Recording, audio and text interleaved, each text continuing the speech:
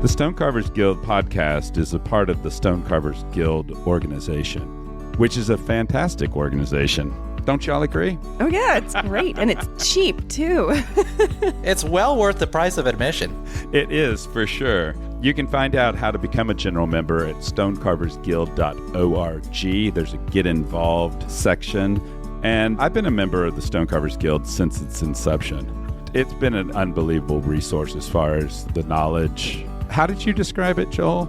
Oh, it's a living library of knowledge that the stone carving world otherwise is sort of hard to break into if you are looking around for it. I'm a general member. I'm not a full-time stone carver, but I love it from kind of a hobbyist, part-time perspective, but looking to learn more, and found that through the Stone Carvers Guild, through its forum, and through being able to connect easily with other like-minded folks like Bethany and Matthew. Yeah. So if you want to be a general member, it's just $40, and you would have access to the resources, which include the forum, and then you can log on and you could ask Matthew questions on the forum. Or anyone else. Or anyone else. And also there's the annual meeting, which I just love because once a year, getting together and sharing stories is an unbelievable experience. And that's something that's also available to general members. Attend a general meeting or even become a professional member, which has other benefits as well. You just have to go to stonecarversguild.org and click on Get Involved at the top. Join today. Welcome to the Stone Carvers Guild podcast. Here you will meet a variety of carvers working throughout North America. Drawing on our collective experience, we seek to share knowledge about this ancient art and to do our part to ensure that stone carving will play an important role in built environments for generations to come. So whether you are an experienced carver, new to the craft, or just curious, put on your safety goggles, open up your mind, and welcome to the workshop. Welcome to the Stone Carvers Guild podcast. We're joined today by four distinguished carvers that have been members of the Guild since the early days of the Guild, and I want to introduce them. Joseph Kincannon, can you say hello? And can you tell me about how many years you've been carving? Hi, yeah. I've been carving since, I guess just over 40 years, 42 or 43 years. And Nick Fairplay. Yeah, hi. Hi. Yeah, I've been carving 52 years, and I'm just getting the hang of it. Yeah, I'm with him. And both of y'all worked on the Cathedral at St. John's the Divine in New York City. And we're also joined by Walter Arnold. Hi, Walter. How many years have you been carving? Somewhere around 55 years, I think. So since before you were born. Just barely. And Patrick Plunkett also. How long have you been carving, Patrick? I would say 50 plus years. Okay. So, and Walter and Patrick, y'all both worked at the National Cathedral in Washington, D.C. And so between the four of y'all, by my back of the envelope calculations, we have around 200 years of carving experience. So looking forward to the conversation. And we're kind of start the conversation by talking about the two cathedrals that y'all worked at. St. John's the Divine in New York City began construction in 1892. It had a couple of starts and stops. In 1941, because of World War II, it kind of stopped and actually didn't resume again until 1979. And it's still not complete.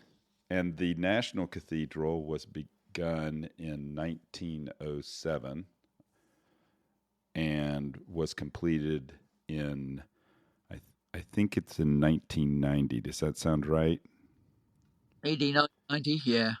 19, yeah. And it's listed as officially complete. Yeah. These are the two major cathedrals in the United States. Is that an accurate description? I think apart from, maybe the Catholic Cathedral in New York, St. Patrick's. Yes. did when was I'm curious when St. Patrick's was built. Was that before all of this, or is it? I think a little bit later, actually. I think because St. John the Divine was, there's also Riverside Church, and the cathedral, St. John the Divine was meant to be non-denominational, and then all of a sudden it became Episcopalian. So a lot of the funding was pulled out, and that's why they didn't really finish it.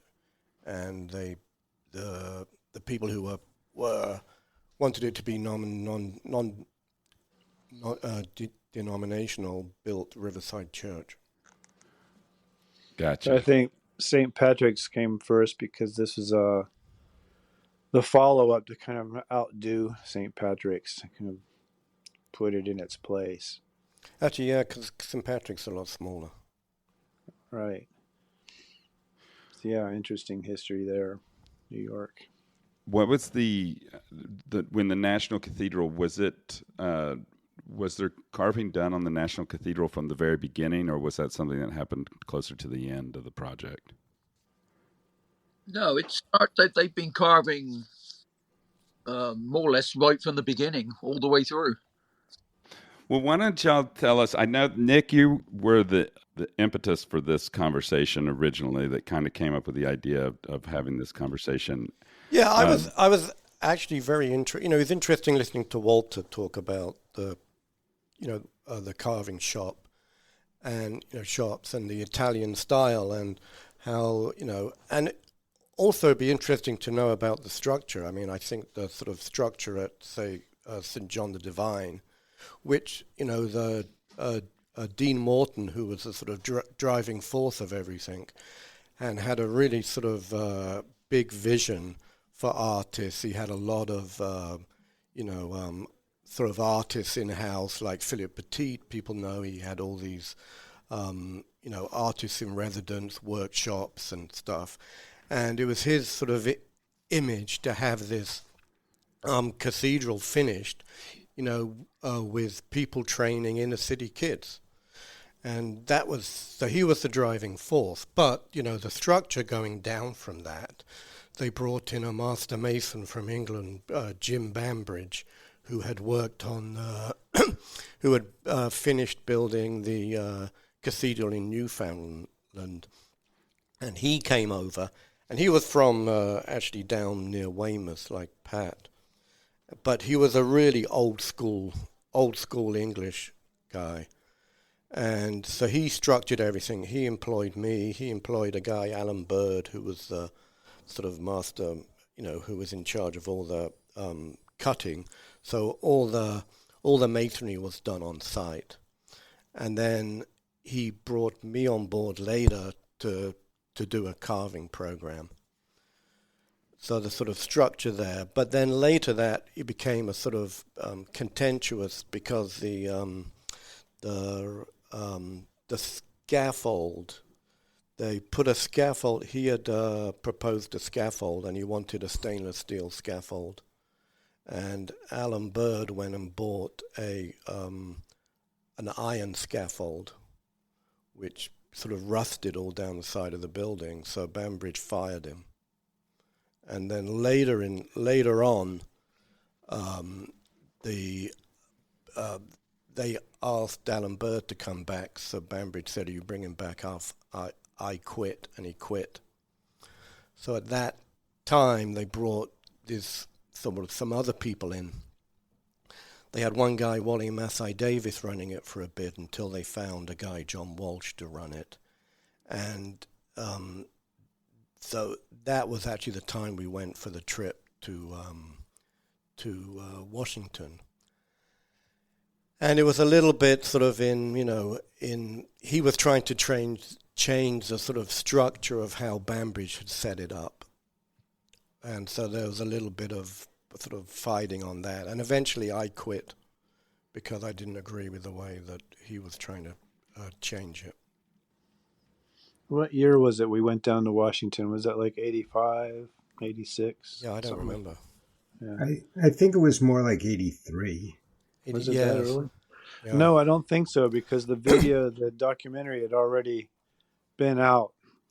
and Yeah, won but if the you think award. about who went, it was Alan Bird was already. We went with Alan, but Alan Bird was there, so it was after Bambridge quit. Right. But I do remember, at least I think, wasn't the documentary was in '84, I think, and we talked to you guys about that, or Vincent Palumbo, So anyway, I guess it doesn't matter, but 84, 85, somewhere in there.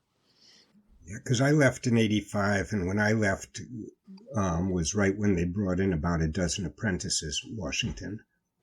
Oh, And so if there were a dozen apprentices, it was after '85, and if there were only 3 or 4 of us carving, it was before. I remember it being a pretty small crew. Anybody, Nick, do you remember? When we went there, Yeah. there were quite a few. I thought there were at least, if I remember, I thought there were at least, well, let's say 8 or so. Right, okay. I remember there was Constantine there. Well, Constantine wasn't working there, but he'd come in and use the shop. He left in '76, but when he had a project to do, Vincent let him come in and use the shop. When did Vincent take over from Roger? 77, 70 or 76. After there was a huge push leading up to the millennium to try to finish not the millennium, the bicentennial, to try to finish the West Front. And they were expecting a huge donation, so they were really working hard and pushing, and the donation fell through that year, and they basically shut down middle of the day. And they kept Vincent on, but everyone else got laid off. They spent 2 years' budget in 1 year. Yeah. Right. And then when they started up in '80, and when I came, you could see that people walked out middle of the day because there were tools sitting in places, things like that. Right. So for 4 years, it was just Vincent in that shed? Yeah. And then, that's where also Constantine would come in. He let Constantine come in and use the shop and stuff. Wow, I didn't know that. Huh. And then probably around '83, a group of us were invited. We went up to visit you guys in New York. Mm-hmm. And when we got back, Feller, who was clerk of the works, was really angry because apparently on the bureaucratic side, there was some sort of competition between the two cathedrals of who was better, who was more real. And he didn't like the idea that we had gone up there without permission and we were having direct contact with you guys instead of proper channels. So that's interesting. enemy territory. Well, one of the most authentically Gothic things about the place were internal politics.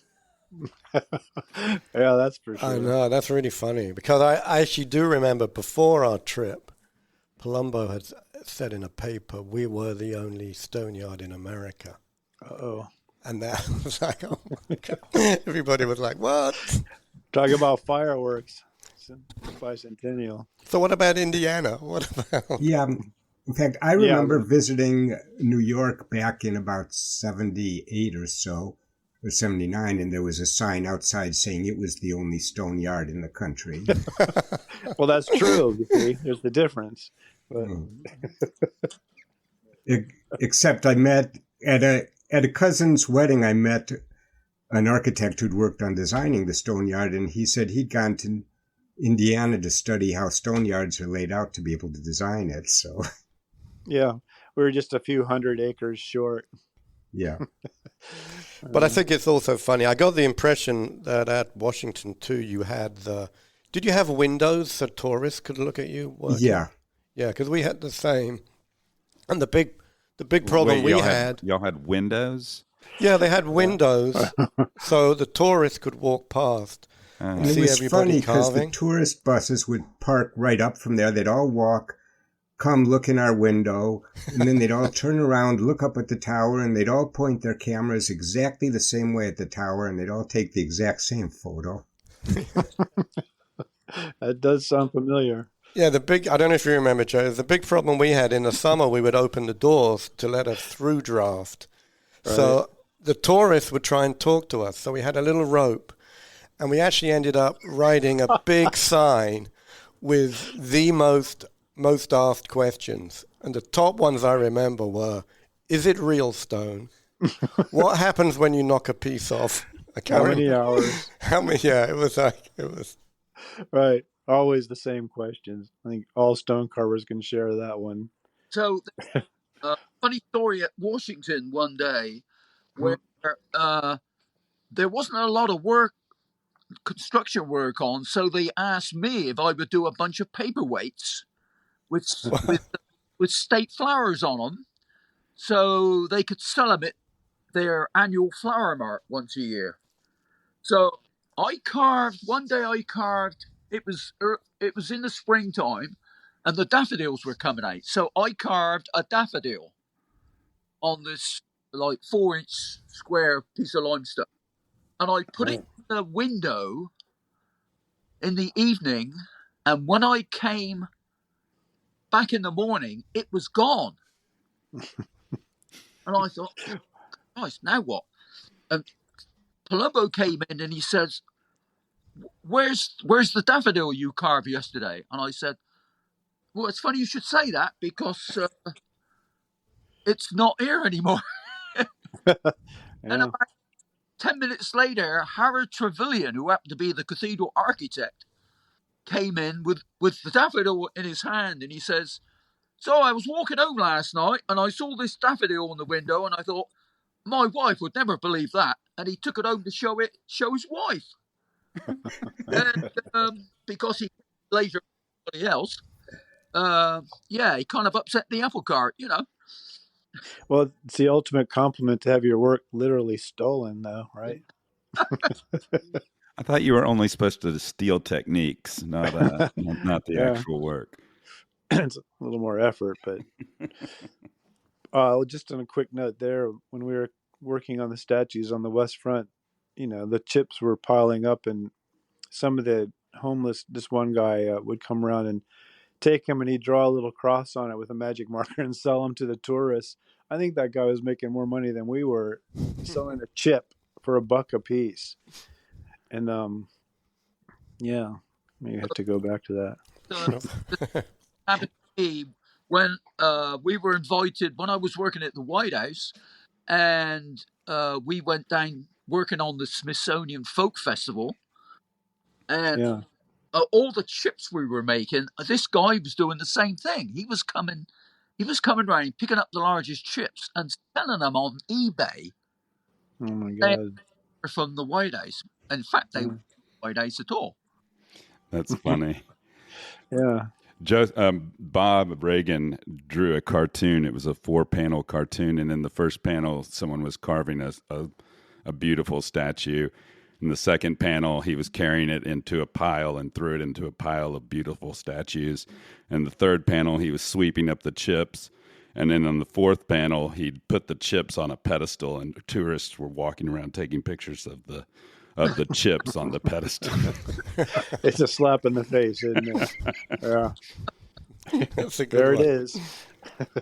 Yep, that's it. So there was a rivalry with the bureaucrats, but from what I understand, a little bit of a rivalry. Well, I have to say this. Carvers loved each other. I have to say this story. When we went on the trip, there was myself, and I can't remember who was with me. There were 2 others, maybe Jeep and Joseph's brother.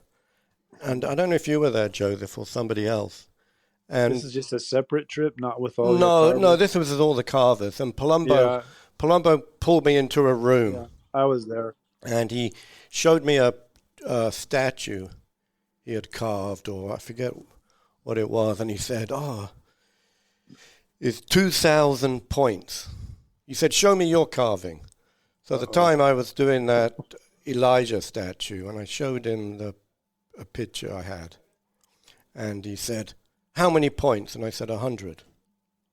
And I don't know what happened, because he just blew up, like really mad, and started screaming at me and told me to get out of his office and not come back. You don't have enough points there, Fairplay. By explanation, those are the points you set with the pointing machine, and there are different philosophies on whether you set a lot of points or set a few points. when you're measuring from the model. Yeah.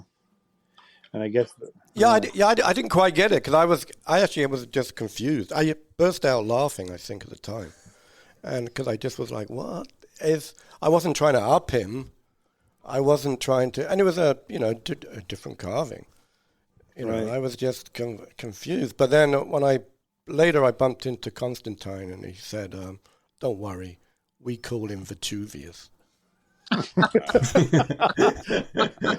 get the impression he could be explosive at times and temper, but none of us do that, of course. But Yeah. well, I mean, it's interesting the different philosophies because I haven't worked with Simon Verity for a little bit. No points. I mean, no drawings, no models.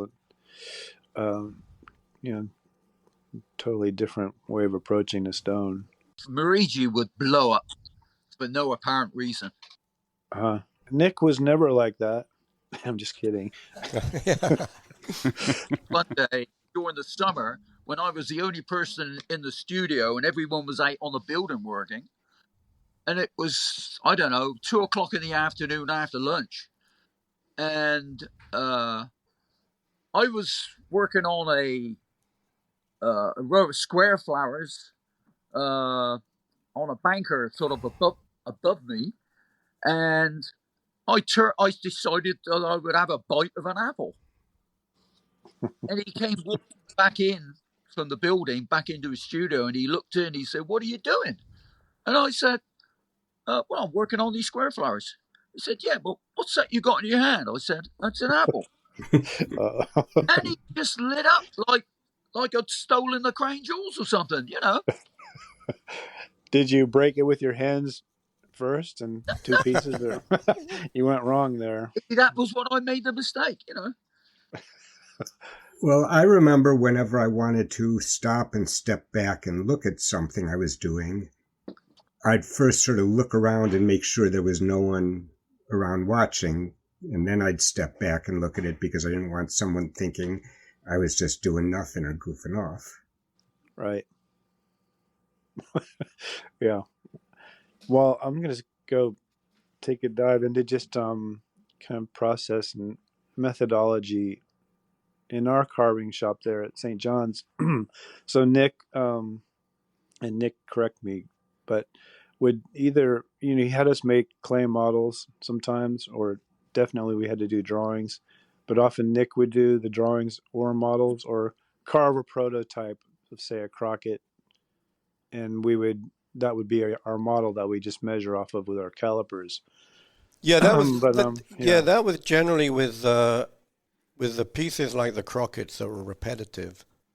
Mm-hmm. I would make the first model, and then everyone would copy it. But with all the individual bosses, like on the string course or the pieces like that, I wanted everybody to make their own carvings up, so they would all, like yourself, or would go off and do a drawing and then bring it back to me.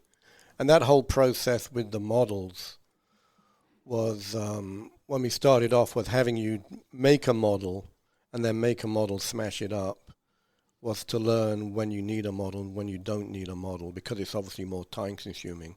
But the idea was to get you to do the drawings so you get all the information you need on design and, working it all out in the drawing. Commit it to memory. It was a tough lesson, I'll say. Yeah, for things like Crockett's, we had templates, and often those templates had been made years before, and just used the templates to rough out the general shape and the proportions and such, and we'd know what happened in between there.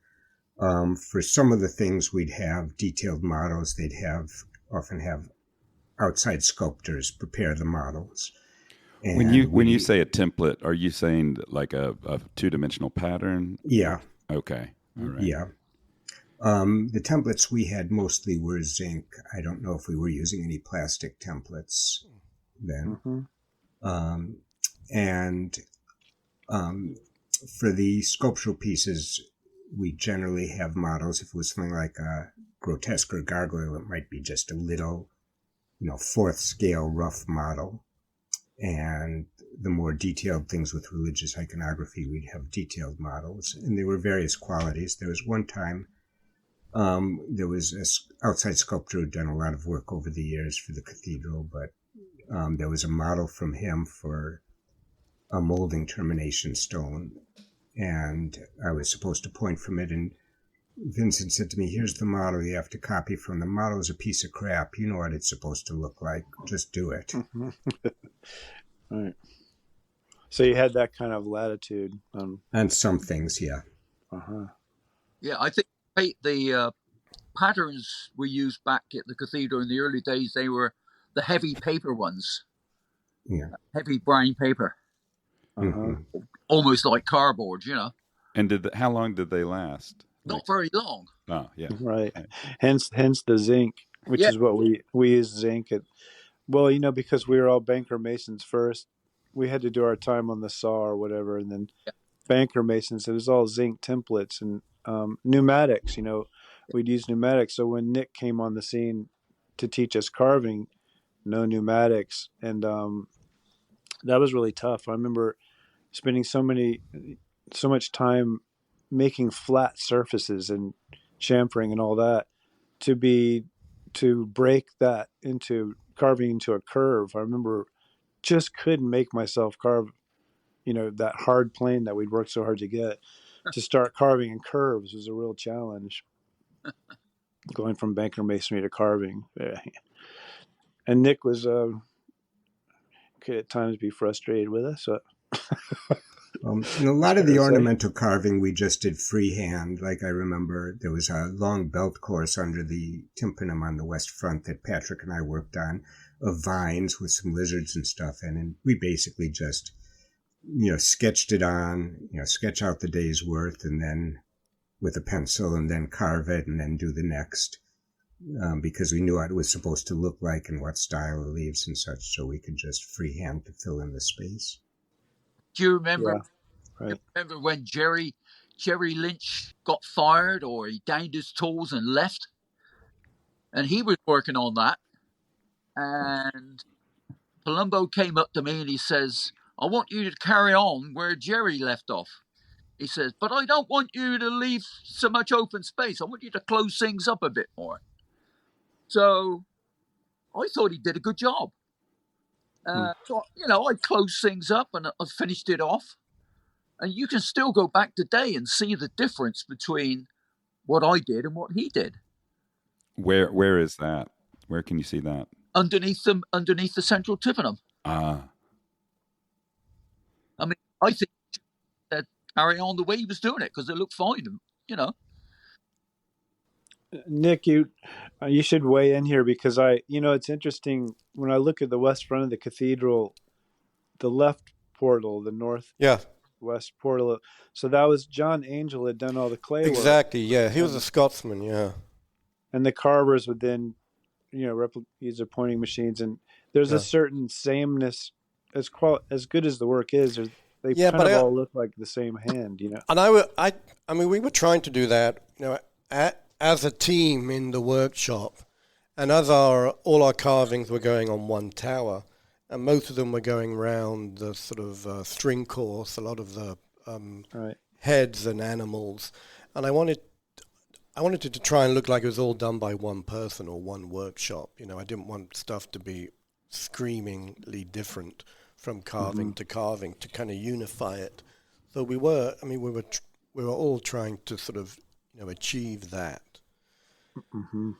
And I think sort of when going back to what Walter was saying, when John Walsh came in, he after the trip to Washington, he had this great idea to have everybody not do their own designs, and he would have someone come in and do models, and we would have to copy them all.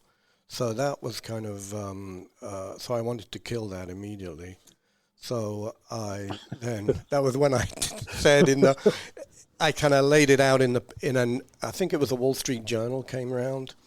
So I said the different, how the St. John the Divine, we're trying to, I want it to be so when I leave, you have someone else can just fill my shoes, and all these carvers, they learn how, how to do the design, how to blah, blah, blah, blah.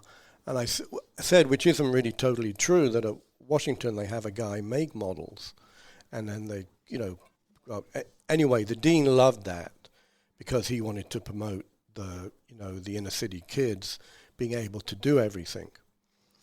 But it killed John Walsh's idea of bringing in someone to make all the models and take the design out of our hands. And it didn't go over well. Then Washington Cathedral sent us. But the funny thing was, they got my name wrong and called me Alan Bird. So Alan Bird took all the flack for that. And are you sure you didn't introduce yourself as Alan Bird? I didn't care. I didn't really care. But we got a letter from Washington Cathedral telling us not to come back. Yeah. They were very pissed at that. Yeah, it was like, what a, It was like I've already been and seen it. What do I need to go back for? Washington felt like New York was saying we're the only authentic ones, and Washington are phonies. Yeah, I read that letter from Palumbo.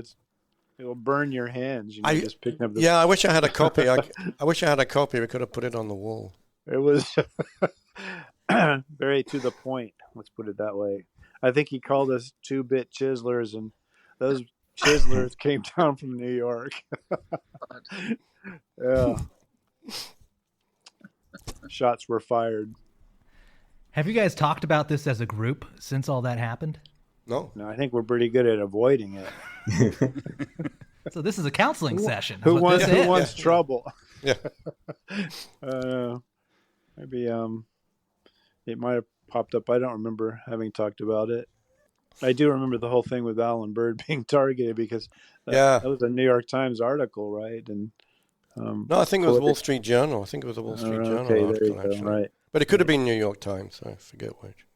But I think, John Walsh wanting to have a model maker, the whole idea was just to get us to speed up, right? It's like speed up the process. Yeah, but that was actually kind of ridiculous because all the stones were cut. Yeah. And all the carving was we were keeping, we were carving beyond construction. Steve Boyle, who was doing the construction, was most of the stuff was on the ground sitting waiting for him to put it up. So it wasn't like we were behind, Yeah.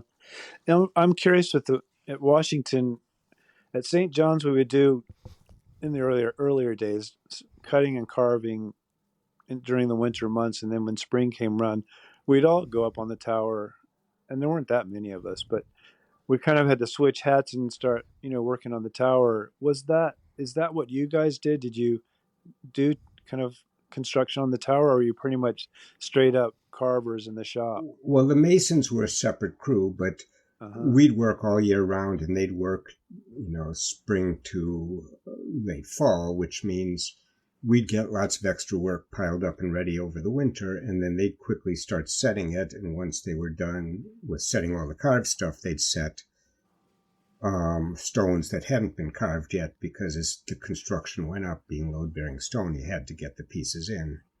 Right. So then, in the summer, we'd end up going up on scaffold and carving those pieces in place. Yeah.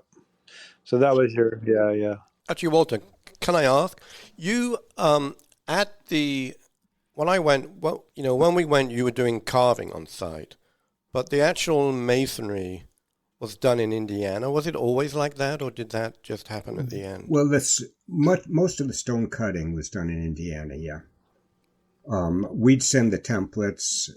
They'd cut the stones and send them, and then we'd carve them. But it was always like that. It was always yeah. Okay. Interesting. Yeah, I guess that was, some of the bigger buildings in New York City. If you look at those old photographs in Indiana, my God, the work coming out on those train cars, huge columns and all that. Yeah, I'm not quite sure. I mean, Nick, you can speak to this better, but James Morton wanting everything to be done under one roof was a kind of noble cause to kind of get neighbors. Yeah, but it's a two thing there. It's to do with, how much money did he have? If he had more money, he could have, increased the number of people working and built the building quicker. But he didn't have them. But he didn't have the money. So he was doing. A lot of the money was coming from endowment of the arts and money for inner city kids to help, to make the the payroll, and but also he was hitting up rich people to to get money. And let's not forget, the reason it all collapsed was because the bishop dug into the coffers and spent the endowment. The endowment for the stone yard was separate to the cathedral, and it was the bishop who the cathedral was going bankrupt, and he went in to pay the payroll for the clergy out of the stone yard. So the stone yard shouldn't have gone bankrupt. Wow, inside information there. Yes. Right. So just to go back and make sure, I just want to understand, at St. John's the Divine, y'all were getting quarry blocks? That's right. Yeah. And milling them there. They would cut them up there. Yeah. Wow. So we had this Scottish frame saw, just a one blade frame saw that would cut them into slabs, and then the slabs would go onto our two circular saws, and then we had a planer, and that was it. Later we got a big Apollo saw, which is a 10-foot in diameter circular saw. That thing was a beast. Y'all never needed a lathe or anything? I think there was a broke down lathe in the corner, but no, we did all that stuff. Yeah, luckily most of the columns were on the tower. The columns sort of in between were made out of a different. They were made of some sort of granite. Granite, that's right. Polished granite for the columns.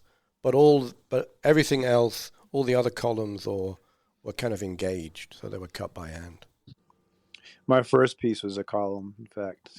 And it was awful, but sorry, I cut my teeth. Yeah. Let me go back, give a few definitions for people who are listening. Like an engaged column means it's not fully in the round, it's partly in the wall, so it's maybe a half or 3/4 of a circle against a flat wall. The stone cutting, in the U.S. we call it stone cutting, English call it banker masonry, is cutting all the geometric work, the, things that can be laid out with a square and a measure and template, like tracery or blocking out a piece of stone.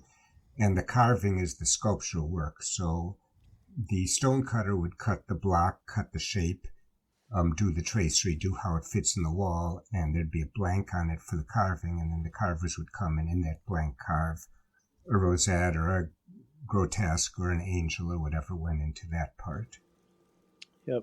And in Washington, the stone cutting was done. In Indiana, for the most part, we do a little bit of it sometimes. And the carving we all did in Washington. Whereas New York was milling, which is sawing and cutting the blocks, then stone cutting, and then carving. So, Walter and Patrick, how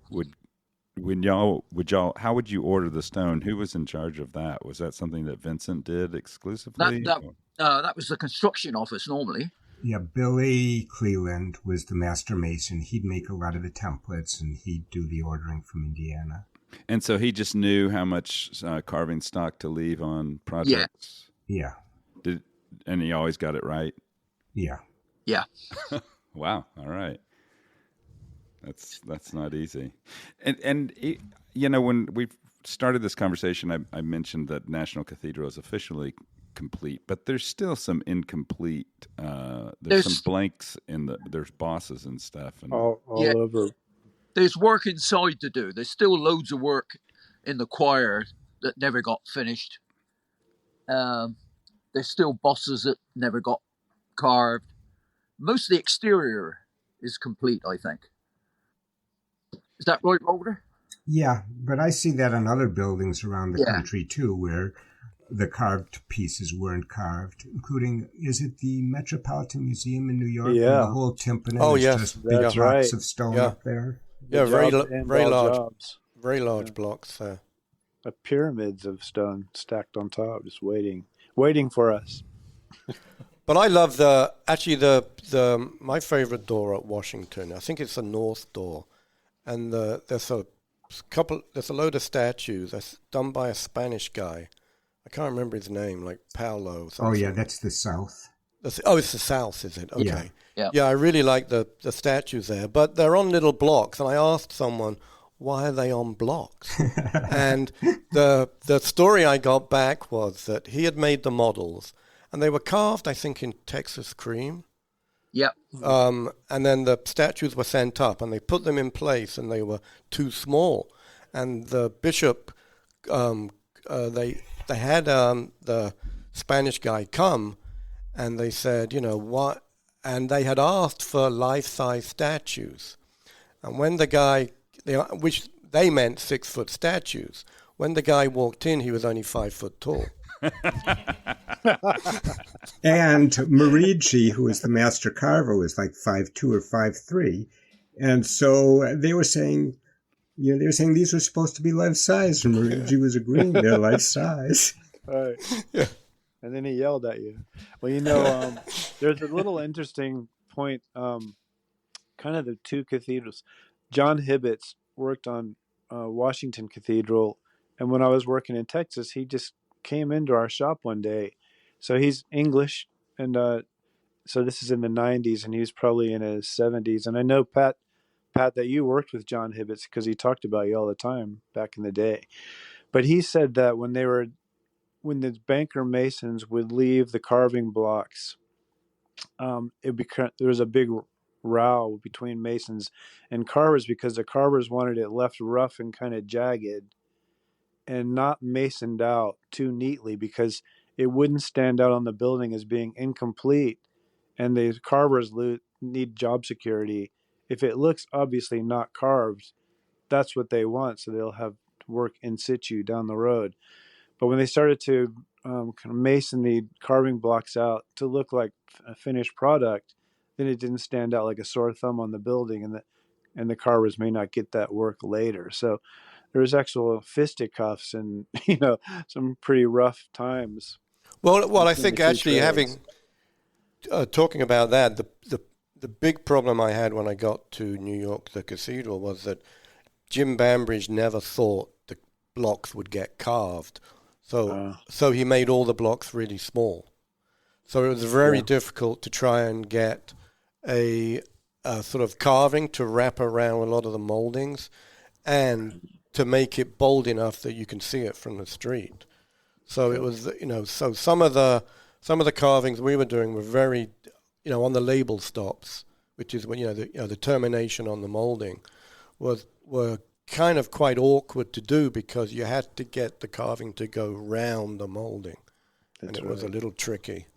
You did have a lot to say about that, Nick. I remember. Oh, yeah. I was not very happy, yeah. Right. But, but going back to, say, when I worked at Westminster Abbey, where all the capitals we were doing, which were stiff leaf capitals, all the masonry was done, the molding was done, and you had, the foliage to carve on a sort of barrel shape, and the background is a bell shape, so you have to do all this foliage, and we would have no model. You weren't allowed to do any drawing when you came to work. You had to be on the tools, and you had to do that carving in, say, if it was I remember the double capital 14 days, and the smaller one like 10 days. So you were on the clock, and you had to carve it, and it had to be a good job. So you had to pull it out of your head, sort of immediately. Mm-hmm. So the very difficult. Well, all I'm saying is sort of, you have to think about it before you go to work, obviously. But the tradition there was not to have a model, and they would turn around and say the medieval carvers didn't have paper. Right. So that would be it. Yeah, interesting. And I have some students here that go over to England. There's a kind of a externship program set up here at the school that I work at, where they go to Europe and they work with the French, and they work with the Germans and the English, and the English made them work by hand, no pneumatics for that reason, I guess, because the medieval carvers would have used those tools. So they still enforce that at some of those English cathedrals, which I was kind of surprised to hear they're still doing that. But Well, the time that I remember is they wouldn't let any finish work be done with a pneumatic. It had to be done by hand. So the finished look would match the existing work. Right. So the chisel work, the hand chisel work had to match the medieval hand chisel work. And you can't do pneumatic. Yeah, that makes sense. Yeah, I actually had never used a pneumatic till I came to America. No, I didn't either. Yeah. Really? No. I'd only used one once, actually. That's not completely true. I used one once when we were, I don't know if you remember, when the Aryan Eve bomb blew out all the windows on the Houses of Parliament. And we replaced all the windows. And it was in a French stone called Anstruther that was super, it was really difficult to work. It was hard, soft, hard, soft. And the hard areas would blow out. And there was a deadline, and so they made us use pneumatics. That was the only time. Yeah. But when I was at Portland, they would let the fourth-year apprentice use air hammers, but they were big, huge, clunky things, roughing out, but not for finishing. Yeah. Steam-powered. I remember when I first got to Italy, there was an American sculptor and priest, Father Thomas McGlynn, and he said to me that if Michelangelo had the air hammer, he would have left twice as many pieces unfinished. I'm going to use that one. That's a good one, yeah. And on that note, listeners, do stay tuned because this is just part one in a two-part conversation between Nick Fairplay, Joseph Kincannon, Patrick Plunkett, and Walter Arnold, talking their perspectives from two cathedrals. That's in the next Stone Carvers Guild podcast. You've been listening to the Stone Carvers Guild podcast. We hope you've enjoyed this conversation, and we hope that you will find us online at stonecarversguild.org. There you can find photos showing some of the things that we discussed today, additional information about our guest, and if you're so inclined, ways to get more involved with the Guild and our ongoing activities. And of course, if you've enjoyed this podcast, we hope that you will subscribe and rate us on the podcaster of your choice. 5 stars, please. We'll be back in a month with a new episode, so until then, keep your hammer up and your chisel sharp.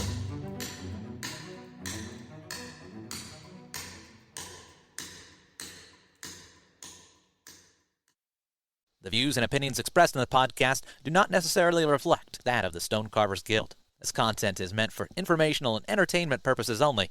Thanks for listening.